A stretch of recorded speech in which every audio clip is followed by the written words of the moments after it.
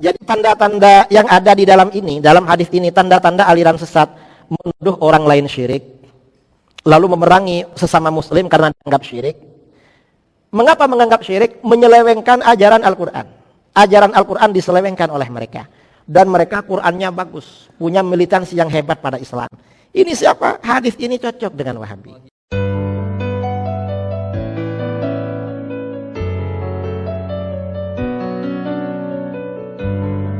Dan kesesatan mereka memang diisyaratkan dalam hadis-hadis Rasulullah SAW. Ciri-cirinya aja di dalam hadis. Salah satu cirinya apa? Dalam hadis riwayat Ibnu Hibban, hadisnya sahih dari Hudzaifah bin Al-Yaman radhiyallahu an. Rasulullah SAW bersabda, "Innama atakhawwafu 'alaikum rajulun qara'al Qur'an." Sesungguhnya sesuatu yang aku khawatirkan pada kamu, seorang yang baca Quran. Baca Quran ini kan bagus kan? Bagus. Kita semua baca Quran. Tapi ini berarti Qurannya luar biasa. Lebih bagus dari yang lain. Mungkin lebih merdu. Hafal Quran. Hatta idza ru'iyat bahjatuhu alaih. Hingga ketika dia kelihatan indah karena Al-Quran. Qurannya bagus. Suaranya merdu. Orang suka kalau dia jadi imam misalnya. Wasara rid'an lil Islam. Dan dia menjadi penolong Islam.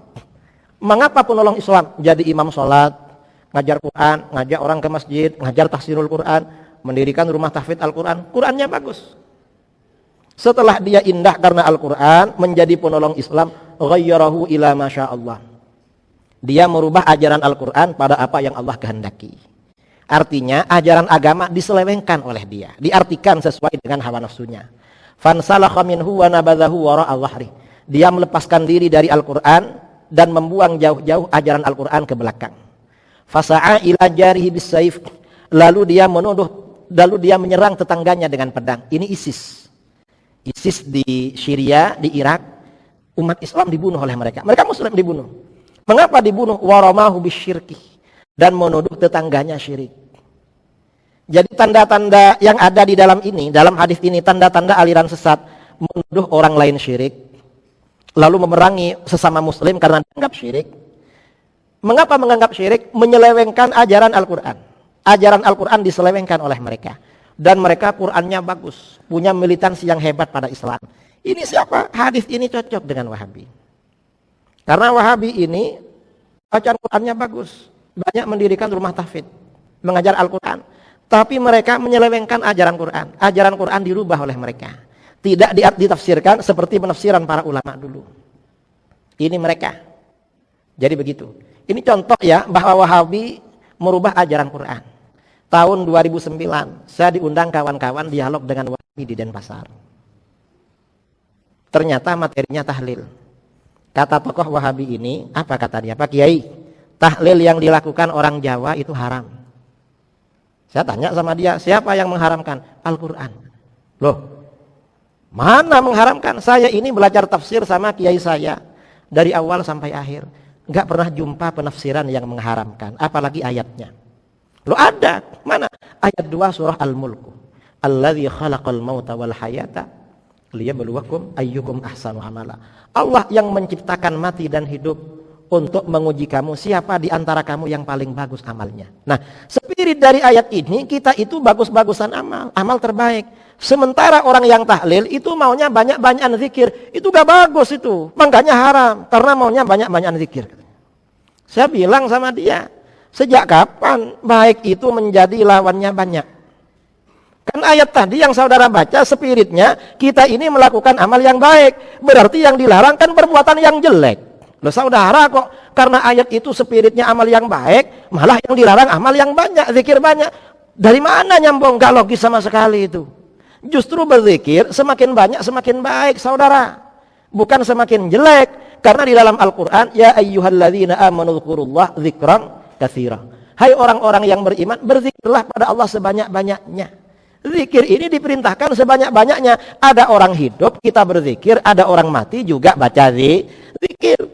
Kan begitu mestinya. Akhirnya apa? Wahabi itu gak bisa jawab. Wahabi ini merubah ajaran Al-Quran. Jadi di zaman yang serba praktis ini memang ada rentan bahaya dalam hal yang berkaitan dengan keyakinan kita. Karena yang menguasai media itu hampir rata-rata orang yang punya pemikiran yang menyimpang. Seperti Wahabi lah. Itu punya pemikiran yang menyimpang. Atau pemikiran yang sesat. Keyakinannya sesat. Nah, kenapa kok mereka sesat? Karena orang Wahabi itu punya 3 konsep tauhid. Yaitu tauhid uluhiyah, tauhid rububiyah, dan tauhid asma wa sifat. Nah, tauhid ini nanti kalau memang kita mengakuinya sebagai konsepnya itu benar, keyakinan yang dibangun oleh tauhid uluhiyah, rububiyah, asma wa sifat ini benar, maka nanti konsekuensinya kita berarti mengkafirkan seluruh umat Islam. Sampai datang Ibnu Taimiyah di abad ke-7. Ini kan luar biasa, artinya kalau benar-benar kita akui kebenaran konsep atau produksi dari konsep tauhid uluhiyah, rububiyah, asma wa sifat ini, maka kita semua ulama-ulama dulu, para sahabat itu berarti semuanya sesat sampai datang Ibnu Taimiyah. Nah, coba perhatikan misalkan begini. Dari tauhid, jadi kata mereka semua umat manusia itu bertauhid rububiyah. Artinya semuanya meyakini bahwa Allah yang menciptakan alam, memberikan manfaat, memberikan bahaya. Bahkan orang musyrik sendiri menurut mereka itu katanya bertauhid dengan tauhid rububiyah. Itu kata mereka. Namun tauhid rububiyah saja tidak cukup, harus bertauhid dengan tauhid uluhiyah. Artinya yang kita itu murni menyembah hanya kepada Allah. Nah dari sini kemudian seperti Muhammad Abdul Wahab ini membawa konsep ini untuk menghukumi orang-orang Islam yang mereka temui. Dari tauhid uluhiyah ini kemudian mereka ketika menemukan orang yang ziarah kubur, tawassul, maka mereka mengkafirkan. Kenapa? Karena menurut mereka orang-orang tersebut belum bertauhid dengan tauhid uluhiyah. Kenapa? Karena yang ziarah kubur dianggap menyembah kepada orang yang di kuburan.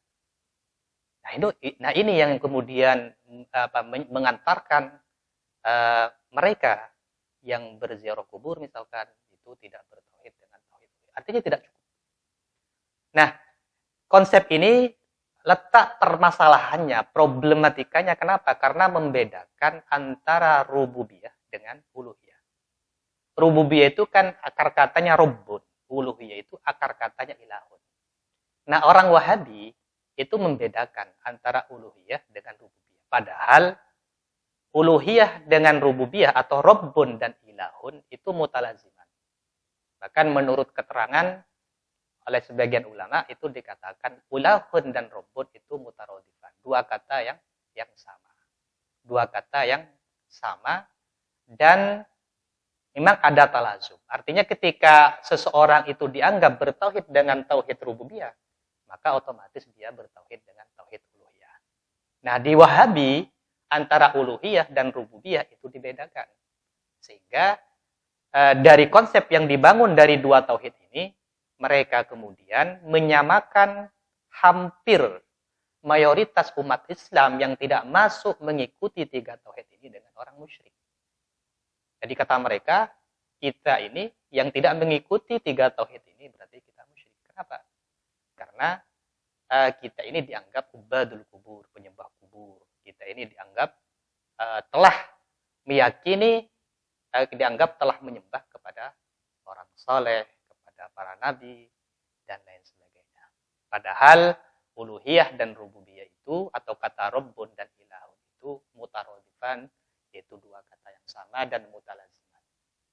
Nah ini banyak bukti-bukti yang menjelaskan mengarah ke sana itu banyak. Misalkan perjanjian Allah dengan makhluk sebelum makhluk itu diciptakan untuk mengakui tentang ketuhanan Allah, dan itu dengan menggunakan bahasa Rabbun. Alastu bi rabbikum? Qalu bala, kan begitu. Jadi katanya alastu, kata Allah, alastu bi rabbikum, tidakkah saya itu Tuhan kalian? Kata mereka artinya umat manusia sebelum diciptakan mengatakan qalu bala.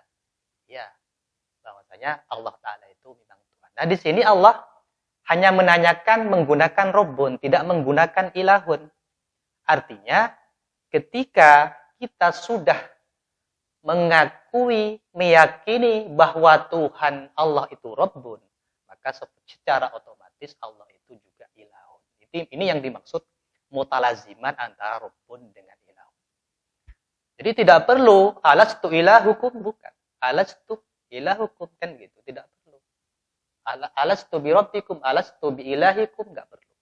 Karena cukup dengan alastu bi rabbikum. Itu yang pertama, bahwa antara ilahun dengan Rabbun itu dua hal yang sama. Jadi tidak dibedakan seperti yang dilakukan oleh orang Wahabi itu. Karena pembedaan itu berujung kepada tadi, kepada takfiru aktsaril muslimin hatta jaa Ibnu Taimiyah. Jadi mengkafirkan seluruh umat Islam sehingga datang Ibnu Taimiyah yang melakukan purifikasi, artinya melakukan penyucian akidah yang telah diyakini oleh umat Islam secara keseluruhan yang tidak mengikuti Ibnu Taimiyah. Itu pertama. Kemudian juga yang kedua, dari tauhid uluhiyah ini dan rububiyah, dari tauhid tiga tauhid ini, yang kedua, bahwasanya ilahun dan Rabbun itu terlazum. Seperti ketika pertanyaan di kuburan. Misalkan nanti ketika orang meninggal, Allah bertanya, man rabbuka? Waman nabiyuka? Man rabbuka? Jadi Allah hanya mempertanyakan siapa Tuhan kalian. Jadi tidak menanyakan man ilahuka. Seandainya dengan mengatakan man rabbuka itu tidak menjadikan seseorang jadi muslim karena dianggap tidak bertauhid uluhiyah, maka perlu tambahan man ilahuka. Siapa Tuhan kamu? Tapi ternyata Allah mencukupkan dalam pertanyaan itu man rabbuka. Siapa Tuhan kamu? Jadi pertanyaan malaikat kepada kita yang sudah meninggal itu cukup dengan man rabbuka. Nah, itu bukti bahwa ilahun dan Rabbun itu dua hal yang kalau misalkan tidak dianggap mutaradif itu sama. Itu ada talazum, ada